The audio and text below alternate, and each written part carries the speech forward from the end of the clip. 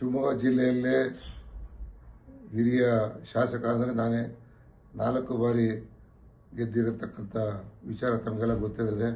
ಪಕ್ಷಕ್ಕೋಸ್ಕರ ನಿಷ್ಠೆಯಿಂದ ಪ್ರಾಮಾಣಿಕವಾಗಿದ್ದೀನಿ. ಹಿಂದೆ ಯಡಿಯೂರಪ್ಪನವರು ನನಗೆ ಕರೆದಾಗ ನಮ್ಮ ಪಕ್ಷಕ್ಕೆ ಬಾ 50 ಕೋಟಿ ದುಡ್ಡು ಮಂತ್ರಿಗಿರಿ ಕೊಡ್ತೀನಿ ಅಂದರು. ನಾನು ಹೋಗಲಿಲ್ಲ. ನನ್ನ ಪಕ್ಷದ ಪ್ರಾಮಾಣಿಕತೆ, ಪಕ್ಷದ ನಿಷ್ಠೆಗೋಸ್ಕರ ಪಕ್ಷಕ್ಕೋಸ್ಕರ ದುಡಿದಿದ್ದೀನಿ. ಪಕ್ಷವನ್ನು ಸಂಘಟನೆ ಮಾಡಿದ್ದೀನಿ. ಯಾರೂ ಗೆಲ್ಲಿಲ್ಲ ಶಿವಮೊಗ್ಗ ಜಿಲ್ಲೆ. ನಾನೊಬ್ಬ ಕಾಂಗ್ರೆಸ್ಸಿಂದ ಗೆದ್ದಿದ್ದಂಥ ಸಂದರ್ಭದಲ್ಲಿ ನಾನು BJಪಿಯವ್ರನ್ನ ಎದುರಿಸ್ಕೊಂಡು ಬರ್ತಾ ಇದ್ದೀನಿ.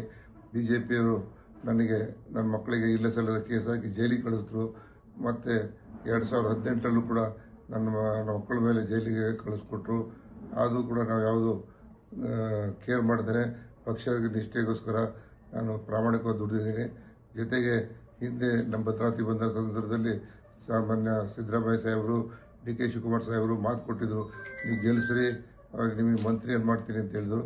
ಅದನ್ನು ನಾನು ನಂಬಿದ್ದೀನಿ. ಮುಂದಿನ ವಿಚಾರ ಅವರಿಗೆ ಬಿಟ್ಟಿದ್ದು. ನನ್ನ ಪ್ರಾಮಾಣಿಕತೆಗೆ ಅವರು ಗುರುತಿಸಲೇಬೇಕು ಅಂತ ಮನವಿ ಮಾಡ್ಕೊಳ್ತೀನಿ. ಗುರುತಿಸ್ತಾರೆ ಅಂತ ನಂಬಿಕೆ ಇದೆ. ನನಗೆ ಗ್ಯಾರಂಟಿ ಇದೆ ಅವರಿಬ್ಬರ ಮೇಲೂ. ನನ್ನನ್ನು ಕೈ ಬಿಡಲ್ಲ ಅಂತ ನಾನು ನಂಬಿದ್ದೀನಿ. ಕೈ ಹಿಡಿತಾರೆ ಅಂತ ನಂಬ್ಕೊಂಡಿದ್ದೀನಿ. ನಮಸ್ಕಾರ.